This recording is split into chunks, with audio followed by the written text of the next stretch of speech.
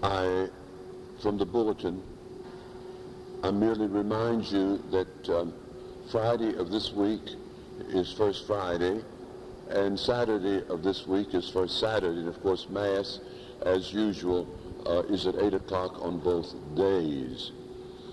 However, I wish also to underline somewhat the fact that Friday of this week is also the feast of St. Joseph, the solemnity of St. Joseph the worker. And we will have, and it is of course the patronal feast of our convent.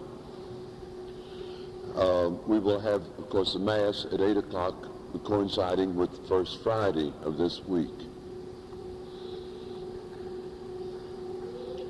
We will distribute the blessing of the blessed palm crosses on Mother's Day. We have two blessings yet that have to be placed upon these palm crosses. In the name of the Father, and the Son, and the Holy Ghost, amen. My beloved people, today, of course, as many of us know, is referred to as Good Shepherd Sunday, particularly because the thoughts behind this come from the gospel which was read just now. There are many different varieties of lessons that can be gotten from this one gospel reading. And the usual gospel reading reference or thought that we get from it is the thought of the Good Shepherd, who is always kind and always gentle and will look after us and will protect us, of course. And we have preached on that very thought in times past. And we get from that a consoling thought that whereas we might get lost in the briars and the brambles, and we can do what we want to, and we need not worry because the Good Shepherd is going to come after us and protect us and bring us home safely. And we use this probably as an excuse for the things that we do. There's one thought that does not probably occur to us in general when we apply this whole gospel reading to our own lives as pastors, perhaps in our own families or at work or wherever.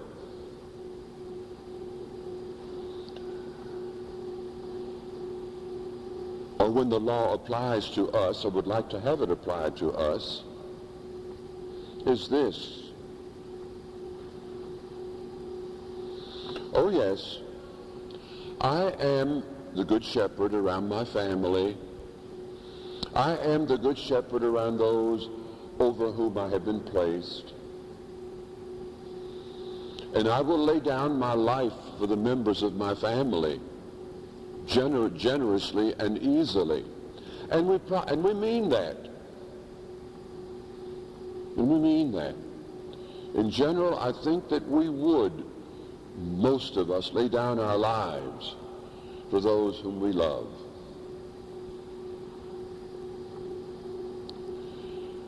But the one thing sometimes, or oftentimes, that we do not consider is the fact that if we really mean this, and our family knows we mean this, why is it that we permit the little things in life to trip us up? We will step over huge boulders in our family life, but the tiniest speck of dust can tear us all to pieces. And we lash out at our families because of the little things, always reminding them that don't you forget, I would lay down my life for you. Well, we may ask the question, if you would be willing to lay down your life for us, why are you permitting this tiny thread to cause such a disturbance? You see, the Good Shepherd never knew, never ever knew when he would be called upon to go out and rescue his sheep. In the middle of the night, just about when he was comfortable, became comfortable in his bed, in the middle of his meal that he'd been waiting for all day, in the middle of anything that you can think of, in the middle of a fancy telephone conversation, in the middle of anything, you never, ever know when your need is going to be called upon. And it is at such times that the value and the worth of the Good Shepherd is manifest. It is at such times that he will show his greatest concern for those whom he loves. If he truly, understand me, if he truly loves, if he truly understands love for whomever, he will never let the little things distress him so and cause him to cause so much grief to those around him. There are those of us who have everything in life perfectly arranged, neatly, beautifully stacked up in the various pigeonholes of our life existence. And as long as those things are in those pigeonholes the way we arrange them, everything's fine. Everybody smiles, everybody lives happily, and everything is lovely. But you let one of those little pieces of paper get out of place, and you and I both know what it's like for the next X amount of time. That's so unfair. It's so unchristian. It's so wrong to be that way. If we truly love, if we truly understand those that are about us, we will make allowances for their weaknesses. That doesn't necessarily mean that we have to make allowances for our own strengths, because that would be asking for too much. But if we can just make allowances for the weaknesses of others who perhaps God did not endow with as much intelligence, with as much kindness, with as much order and things as we have been endowed. You see, sometimes we take our own abilities to the detriment of everybody that is around us.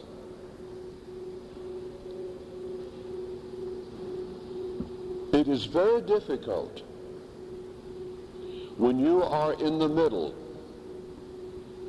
And you know, and I'm not preaching to the monks this morning. Sometimes I do, but that's not very often. But sometimes, you know, the monk's life in the monastery, or lives in the monastery, are so much akin to the lives of the people outside. And if it can be used for the sake of example, then I will use it for the sake of example. This does in no way indicate that this is what's happening. But in the monastery, the larger the monastery gets, the worse it becomes, actually. Because the person of the abbot is the one who rules everything. There is no democracy in the monastery. Not supposed to be. The monastery is a monarchy. And the abbot is a benevolent monarch whose one intention, whose one purpose perhaps under God is to make sure that everyone gets his due measure equally, and to make sure that the waters are calm even when the wind is blowing. Now the abbot is perhaps of all the people in the monastery the least free, who has the least freedom of anybody. Why? Why is the freedom of the abbot so restricted? Because this monk comes and places his concern in the abbot's hands. And this monk comes and places his concern, and the third and the fourth and the fifth and the 10th and the 20th, all of them placing. Do you for 1 minute think that all of these concerns are the same? Of course not. So when Father so-and-so comes storming upon the abbot, he says, why don't you do so-and-so? Don't you know you are supposed to do so-and-so? You are supposed to make these corrections. What Father so-and-so does not know is what the abbot knows. And if the abbot, good shepherd again too, if the abbot would come there cut and dry, making his corrections, he could only do that by stomping on goodness knows who. And he could only do that by causing damage to lots and lots of souls. And lots of times, the abbot has to be looked upon, or is looked upon, as someone who is not doing his duty, simply because the abbot is being good shepherd to all those in his house. To explain the matter to Father so-and-so, why he can't move, he can't even do that. He's not even free to do that. Why? Because if he explains to Father so-and-so why he cannot move, he will be exposing somebody else's weakness, wouldn't he? And so the abbot has to take it. That's his job.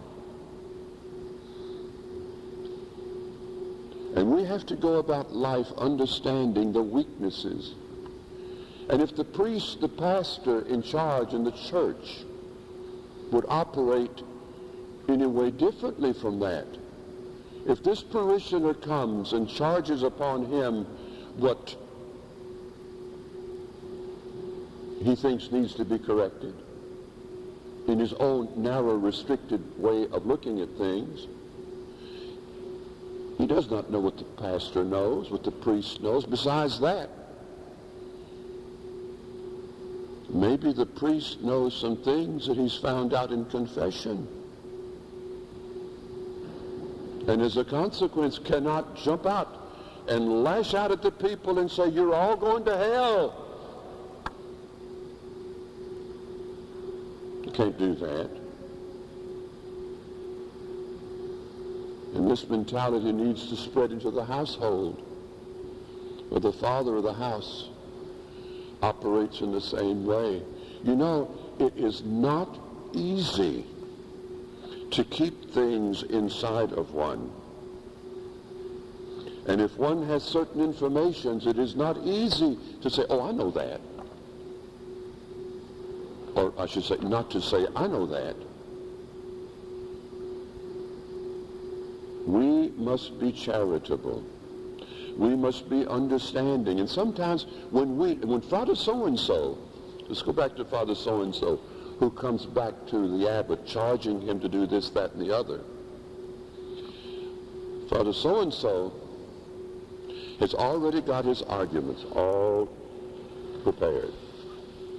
He's got his questions all lined up in good order.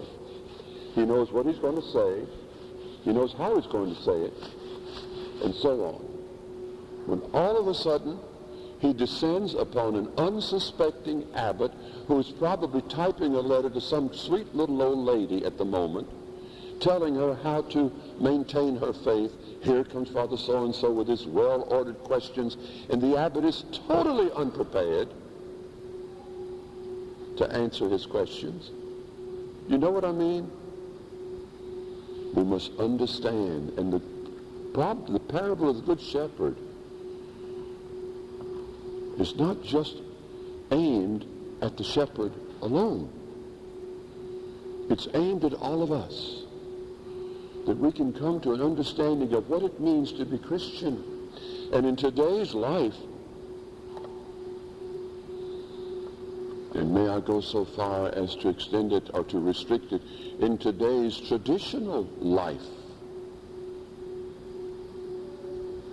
it would behoove many traditionalists, wherever located, to study the parable of the Good Shepherd a little more closely. Because too many of us are too quick to want to put our neighbor in hell. And I found this to be true